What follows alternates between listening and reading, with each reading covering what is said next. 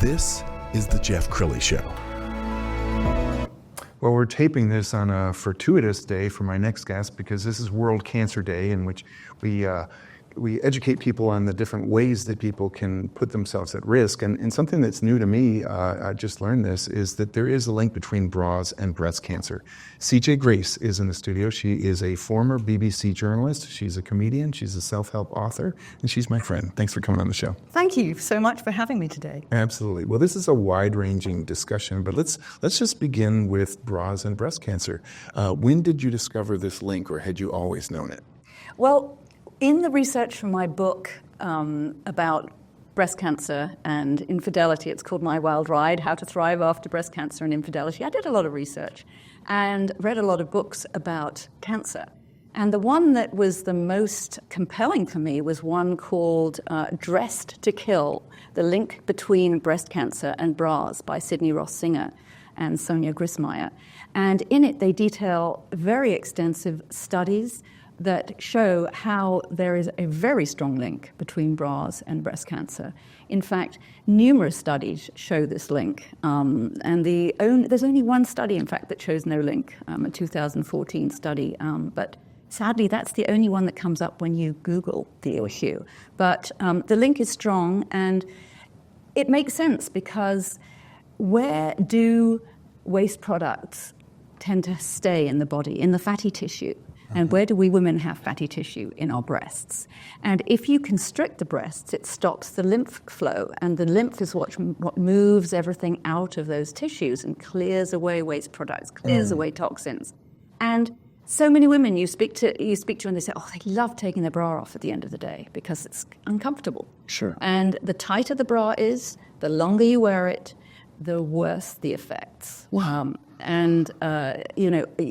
The studies show huge disparity between breast cancer from those people who don't wear bras and those people who do. And it is directly proportional to the amount of time the bras are worn. We're going to pull up your website because you've got a lot going on. You're a global speaker, a best-selling author. I'm looking at all your awards. This really began because of your own health journey, and you're a 2-time breast cancer survivor.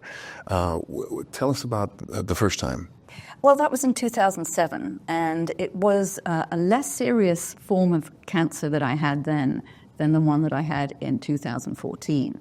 I got away just with radiation, and I did some alternative stuff too, but it was mainly radiation that I did. And I thought, well, been there, done that, I'm done with cancer. But then in 2014, I got it again. I had breast cancer on the other side of the first one was on the left, the second one was on the right, and I had a micromat in the lymph nodes, which meant that I needed to have chemotherapy as well. I didn't really want to have chemotherapy. I was pretty much opposed to it, but in the end I decided that that was the best option. But I did everything. I did a lot of alternative modalities as well as the conventional treatment. I want to talk about your first book, so Adulterer's Wife, and we've got a graphic that we're going to put on the screen so you can see the full screen of this. Tell us about this book. Well, shortly before I got cancer, I found out that my husband was unfaithful, and in fact he had been unfaithful throughout the marriage. I just didn't realize it. And so it was a difficult time. He actually offered me a part-time wife position when I found out. I'd be perfectly happy spending half of the week with her and half the week with you. And well, I'm not. Well, I don't need to leave you. We can just do that. And I actually thought about that for quite some time because I didn't want my whole world to collapse. But then in the end, I thought, especially when I got breast cancer. Yes. And he was in a resort in Europe with his girlfriend. It made it seem that a part-time wife position would not really work for me. So looking at it now, I'm actually very happy that it happened. I'm so much happier on my own. I have a wonderful relationship now that's happier than I ever was. I'm happier than I ever was with him. And, I don't want to be vengeful towards him. And in fact, the mantra of the book is that the best revenge is to get past the need for it. There are so many people who do get mired in revenge and vengeance strategies rather than moving forward and actually making their life better than it was before, because sometimes these things happen for a reason to put you in a better place than you were before. And that's really what the book's all about. And you followed that up with another bestseller, My Wild Ride. Let's go ahead and put that graphic up on the screen. Tell us about this book. Well, that was about breast cancer and the combination of breast cancer and infidelity, because so many breast cancer books are written with people who are married and they have somebody who can support them. This was a book about how do you go through breast cancer when you are on your own, rather than having a strong support system. And what I wanted to do also was bring out the humor of the situation. I mean, it sounds ridiculous. Is there humor in cancer? Well, actually there is. There's a lot of absurd humor. And you find that it's easier to talk about unpalatable subjects when you put some humor in there. So that, for example, the final chapter of My Wild Ride is about death and dying. And that's a very important part of the equation. You have to consider that. You have to consider your own mortality and plan for that. Whether or not that actually happens, it's certainly in your head when you have cancer. The C word is a scary word to have to get your head around. Well, you're a very popular speaker. We've got some video that we're going to put on the screen of you out speaking. And what's been the reaction when you're adding humor to cancer? Because there's this... Well, when I'm telling people to get rid of their bras, I have these bras that I carry around, and I throw them in the air, and people love that. So maybe we might do that in a Sure. few minutes. But I think that people want to hear it. They want to hear about cancer, but I also want to give them an education and show them, throw away your bras. You don't need your bras. And if you are worried at work, for example, about having your nipples showing through, well, they have these wonderful little devices. They're little gel petals, and you can cover up anything that might protrude, and you can look quite professional for your business meeting. And if you're very well endowed, I can understand that sometimes you do need to wear a bra because it may be uncomfortable, or if you're doing sport, avoid underwear, wear it less rather than more, and take it off when you go home. And you will find that it will reduce your breast cancer risk.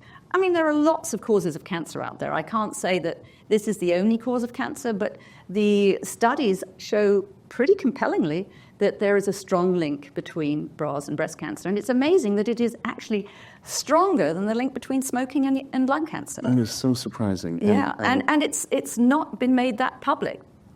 I don't know exactly what the reasons are, but it's sad that, as I said, the only study that doesn't show a link is the only one that shows up. And that one had no control group of women that don't wear bras. So that would be like studying the link between smoking and lung cancer and not having any non-smokers to compare to the smokers. Well, yes. You need a control group. And also they looked at postmenopausal women in whom the effects are much weaker because of what's known as survivor bias. Those people who might have died off younger obviously would not be in the study. Wow. So the Hutchinson 2014 study is not a great study at all, and yet that's the only one that shows up.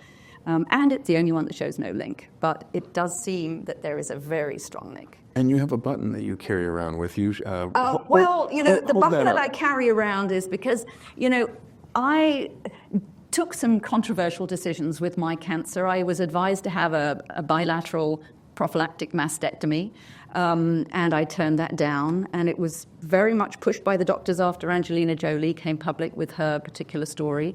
And I do also have the BRCA gene similar to the one that she has that increases breast cancer risk. So I didn't necessarily follow what other people would want to do.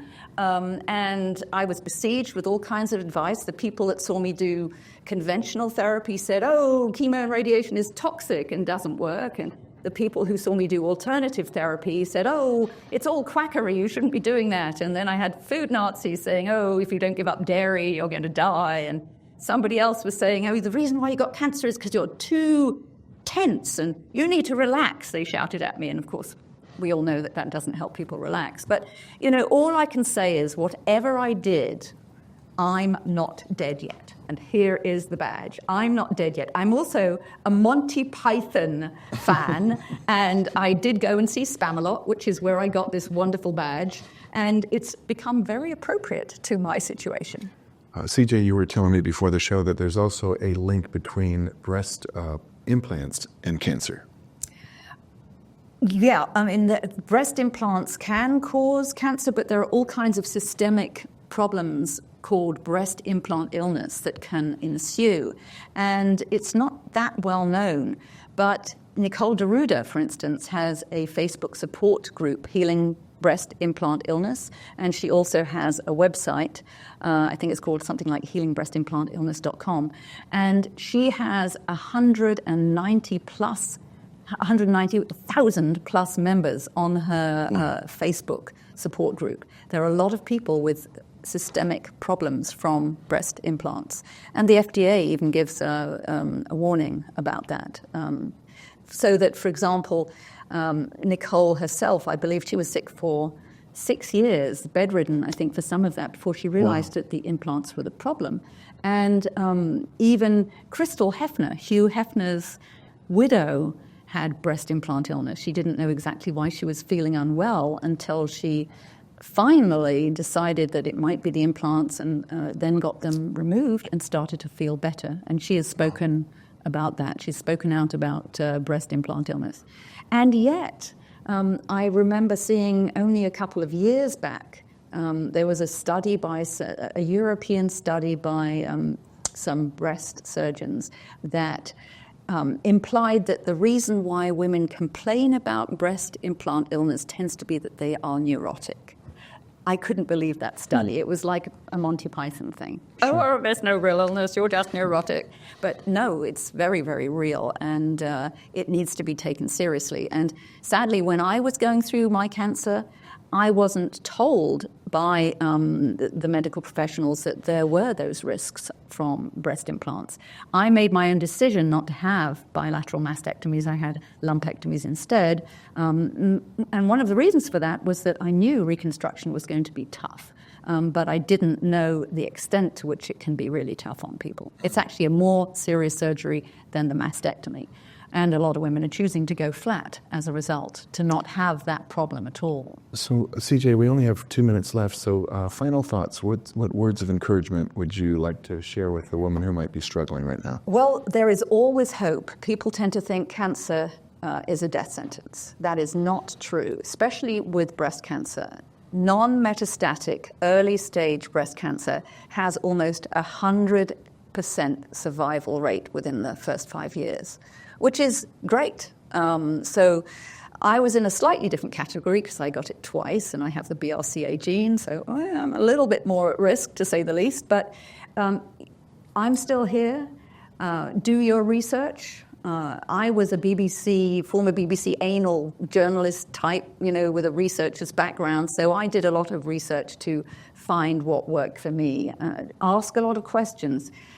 If you think that you could get something different to what the doctor is suggesting, ask the doctor whether you can do that. Get second opinions. That's always worthwhile. But then on the other hand, there are other people. Some people do not want to go through that route. They just want to trust the doctor, get through the process, and get to the end of it. And people get through both routes successfully. So it's cancer can be a crapshoot, but most of us end up surviving. Well, CJ, thank you so much for sharing your journey with us. We're going to end with her website so you can get in touch with her, cjauthor.com, the great CJ Grace. Thanks for coming on the show.